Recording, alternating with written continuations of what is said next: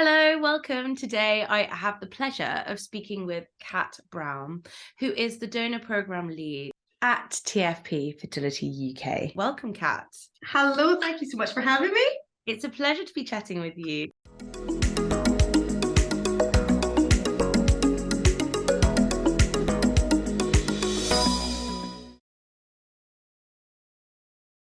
Could you introduce yourself a little bit and tell us about your role? Of course. So I have been with the Fertility Partnership for almost 4 years now and recently moved into the position of donor program lead for our 8 clinics across the UK.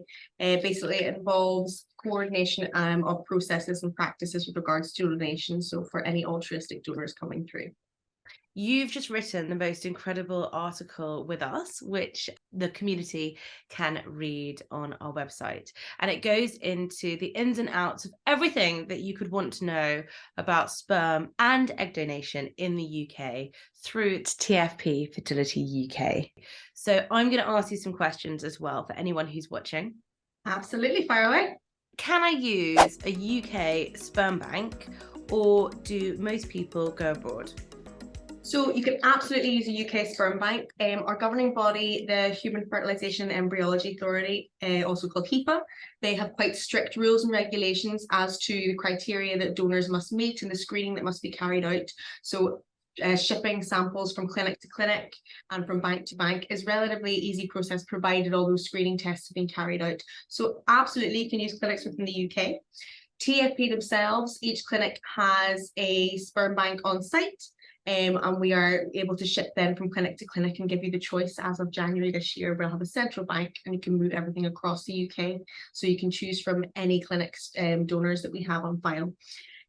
People do opt to go overseas. There are sperm banks such as ESB, Cryos, Zytex are some of the more popular ones that people tend to go for. They're more well known. And then it's just a case of shipping from those banks. It does take a little bit longer, but it's always a very popular option with our patients as well. Is the sperm donation and egg donation process at TFP Fertility UK like? How does it work in the UK? So in the UK, it's slightly different to Europe. So this is sort of where the caveat lies with people selecting their donor from either the UK or Europe. In the UK, you're not allowed to donate completely anonymously. So all donors are basically have to sign consents to say that in the future, any child that may result as a donation of as their donation can potentially contact them in future. So at the age of 16, children can have access to non-identifying information, so such as their characteristics and things like that. 16, and, not 18. Yeah, so 16 for non-identifying information, and then at 18 they can obtain their last known contact details, so their address, contact number, whatever they registered with HEPA. So it's basically in the UK, the law sort of states that everybody has the right to know where they came from. So at the age of 18, should you wish to find out that information, you can. So in Europe, it's slightly different in that donation can be completely anonymous. So if you do choose to go overseas or use an international donor, the donor has to have consented for use in the UK. Absolutely. What are the sperm donor requirements in the UK to become a donor? So the only strict requirements are age limits. So between the age of 18 and 46 for sperm donors and 18 and 36 for egg donors. The Fertility Partnership also place some of their own sort of restrictions based on expertise and sort of what we found works well. So we have a BMI of under 30 for both parties, and no smokers or not on nicotine replacement for at least 3 months. They'll have to be generally fit and well and be able to provide us with a full medical and familial history as well. Am I right in thinking that only a small percentage of donors kind of make it through the checks? We have a lot of applications that sort of are non-starters for sure, but we're quite good at screening those straight off the bat, so that we're only sort of dealing with the sort of valid applications as such. But a lot of people do, fail the application process for various reasons, be it that they can't provide a full medical history, be that they have a genetic sort of condition that would potentially be passed on to any child of donation. It is quite a rigorous screening process, so a lot of people do sort of fall at various stages of the process. Again, you lose a lot of people to fault or to non-attendance and things like that as well. They get bored halfway through and don't want to continue. So it's a bit of a labour of love. And mental Get health there. checks as well. Do people have psychological screening too? Yeah, so counselling we would strongly encourage for all of our donors. For our sperm donors, it is mandatory as part of the process at the moment.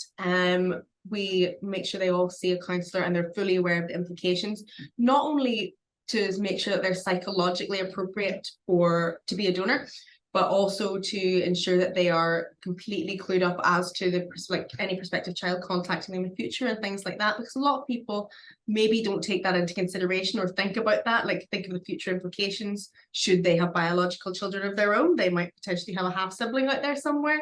So it's important to make sure everyone's fully aware of all of these things before they go on the donation process. How much does sperm and egg donation cost in the UK? So prices vary from clinic to clinic, and it depends whether you're just purchasing the straw on its own, whether you're purchasing what's called a pregnancy slot as well, and whether you're purchasing it as a package price alongside your treatment. So each bank creates their own costs depending on how much it costs to get a donor through. As I said, the pregnancy slot is sort of what can make it slightly more expensive. So every donor is only able to create 10 families in the UK, and this is essentially to avoid the children meeting in the future or to have infinite numbers from one donor. So at any one time, only 10 families can purchase a single donor. So you purchase what's called a pregnancy slot, and that allocates that donor to you until you relinquish that pregnancy slot or until you have a successful birth. So the costs can vary from clinic to clinic, but start sort of around, I would say, £1,000 per straw and pregnancy slot. For sperm donation. What about buying eggs? For eggs, it depends. Clinics can either charge sort of per egg, or else they charge for a package price for a set number of eggs. So for example, at TFP, our plan moving forward is to sort of have 6 fresh eggs or 8 frozen eggs as a sort of standard package price. And this will sort of be rolled out in the new year. For anyone who is watching and would like to get more information from the wonderful team at TFP Fertility UK, please head to our link in bio now to find out their contact details, and the team are more than happy to answer any questions and hold your hand through the donor process, whether that's sperm donation, egg donation, both. They're here to help you. Can you tell us a bit more about the 10 family limit in the UK? Yeah, so each UK donor can only consent to creating 10 families as a maximum through the donation. So it means that anytime only 10 families can hold straws of that, for example, sperm or that donor's eggs. Yeah. Once a birth resulted from their treatment, that slot is used up, so can't be sold on to anybody else, if that makes sense. So let's say they start with 10, one family has a live birth, it means only 9 more families can be created.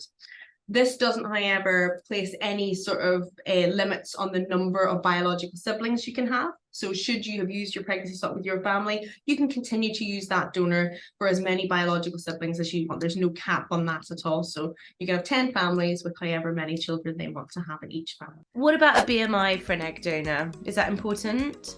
So yeah, TFP, we've set the upper BMI limit at 35, just because we find that the egg quality is slightly better with these patients. Any tips on choosing a sperm donor or an egg donor? This is quite an interesting one because people choose their donor for a lot of different reasons. So some people will pick a donor that matches their characteristics the best. Like, so basically just go on physical attributes, go, that person sounds like they look like me, I'm going to go with them. That's great. Some people, it's a financial implication that makes a decision for them. So if one bank has a donor that's cheaper than another, they'll go with that one. And then also it depends on the type of treatment you're having as well. So for example, with sperm donors, not all sperm is created equal, unfortunately, and they have different, let's say, swimming abilities. So some sperm is only suitable for certain types of treatment. So you have to be sure that when you're picking your donor, that it's appropriate for the type of treatment you're undertaking. Where can I find, or where could one find the nearest Fertility UK clinic? So TFP currently have 8 sort of flagship clinics across the UK with all their associated satellite clinics, meaning that you can go for bits and pieces just outside your flagship clinic.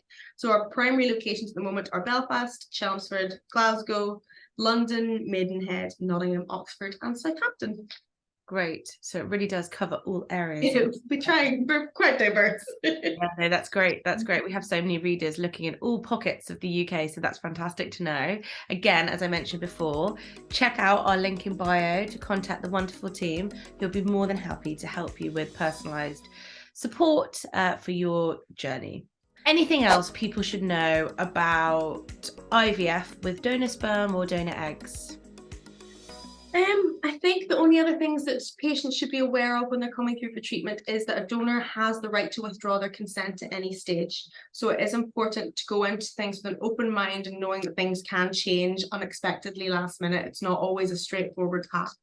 So even if it's the case that you've purchased a donor and you've created embryos, yourself and your partner, if applicable, using this donor, if the donor withdraws their right for their samples to be used, any embryos created using their products will also have to be relinquished, unfortunately. So it is a caveat to donation that can be quite a shock, but yeah, I guess it's being prepared, isn't it? Yes, as long as you're going into things with an open mind and being prepared for every eventuality.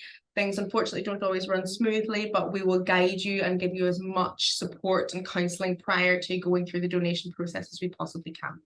What rights do people have as an intended parent? So as an intended parent, once you've purchased your donor, you will automatically be on the birth certificate. Your donor does not have any financial or legal rights over any child that results as a product of their donation.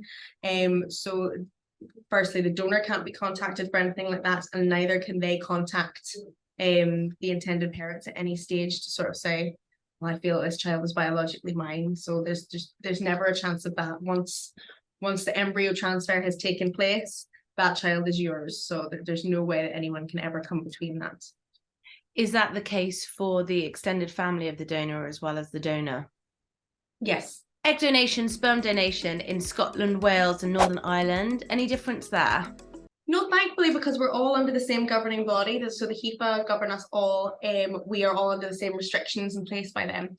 So we all follow the same protocols, the same standards. So thankfully, it makes it relatively simple when moving from place to place in the UK. It's really just whenever you sort of move out with the UK to Europe and the rest of the world that it becomes a little bit of a mixed bag. Is egg donation safe? Yeah, absolutely. So as with any surgical procedure, there's always risks associated for the donor, but we've the expertise of our clinicians here. We do bespoke treatment plans to ensure that treatment is absolutely, the risk is minimized and as safe as possible.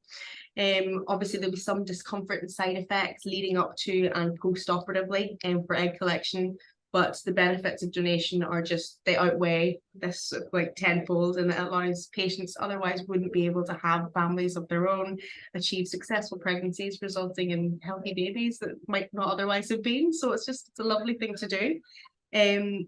Prospective donors also ask about the impact on their own fertility, and what we sort of generally say to those people is, given that we stimulate the ovaries to produce as many mature eggs as possible, you're basically stimulating eggs that would otherwise have been lost. So it's not having an effect on your fertility. So it shouldn't affect anything in that way.